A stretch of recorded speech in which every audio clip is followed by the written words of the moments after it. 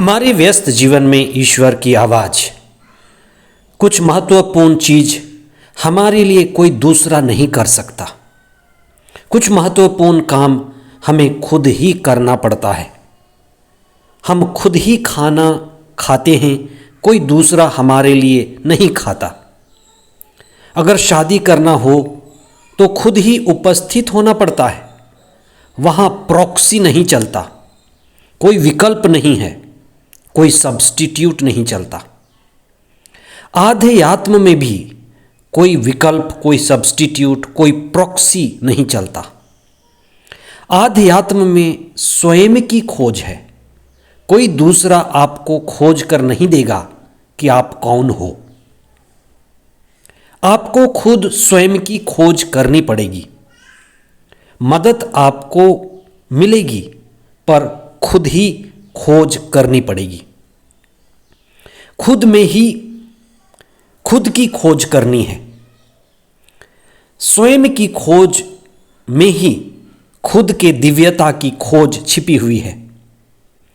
इसीलिए हम कह सकते हैं कि जिसने खुद को जाना वह ईश्वर को जान लेगा। जिसने अपनी आत्मा को पाया वह परमात्मा को भी पा लेगा। जो स्वयं को ना पाया वह ईश्वर को भी कभी पा ना सकेगा, क्योंकि ईश्वर को पाने का मार्ग स्वयं से होकर जाती है, बायपास नहीं है। 40 का तीसरा सप्ताह 13 मार्च 2023 सोमवार। पहला पाठ राजाओं का दूसरा ग्रंथ अध्याय 5 पद संख्याएं 1 से 15 तक और संत लूकस का सुसमाचार अध्याय 4 पद संख्याएं 24 से 30 तक। आज के सुसमाचार में समारी स्त्री के स्वयं को पाने की कथा है।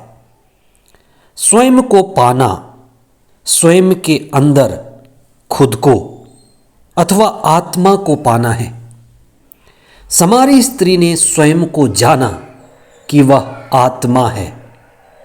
उसकी प्यास आत्मा की प्यास है। उसकी जरूरत परमात्मा ईश्वर की जरूरत है।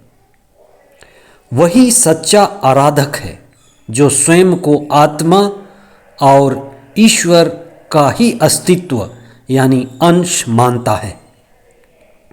आत्मा का ज्ञान ही परमात्मा का ज्ञान है। आत्मज्ञान ही वास्तव में समुचित ज्ञान का स्रोत है। आत्मा में विश्वास ही आत्मविश्वास को जन्म देती है। इसलिए आत्मा के ज्ञान और आत्मा के विश्वास के द्वारा समारी नारी सच्ची आराधक बन गई और ईश्वर के पुत्र ईसा को मुक्तिदाता के रूप में पहचाना, ईसा को स्वीकारा और ईसा के बारे में साक्ष्य देने लगी। यही जीवन मुक्ति है, जीते जी मुक्ति।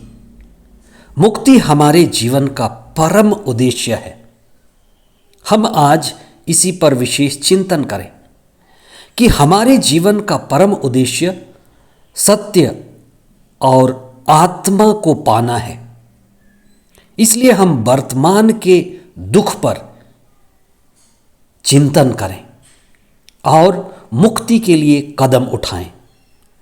हमारी शिक्षा हमें मुक्ति की दिशा में ले चले। हमारे पास जो धन है, जो हमने धन कमाया है, जो संपत्ति है, जो साधन है, सुविधा है, ये सभी हमारी मुक्ति की प्राप्ति की दिशा में खर्च हों तो हमारा जीवन आध्यात्म की ओर उठेगा और हमारे जितने भी संसाधन हैं वो खुद को पाने के लिए हैं। और जहाँ सच्चा विश्वास है वहीं पर पूर्ण प्रार्थना होगी। जैसे नामान ने सच्चे विश्वास में डुबकी लगाकर कोढ़ से मुक्ति पाई और वह ईश्वर की कृपा का अनुभव किया। और न केवल वह चंगाई पाया लेकिन अनंत जीवन में प्रवेश किया। ईश्वरीय विश्वास में बढ़ा, आध्यात्मिकता में वह ईश्वर को हमेशा के लिए पा लिया। इसलिए हम चंगाई के लिए प्रार्थना नहीं करें, इस दुनिया में धन संपत्ति पाने के लिए प्रार्थना ना करें, लेकिन अनंत मुक्ति के लिए, जीवन मुक्ति के लिए और ईश्वर में एक होने के लिए प्रार्थना करें, और यही हमारे जीवन को ऊपर उठाए, परम आनंद प्रदान करे। आमीन।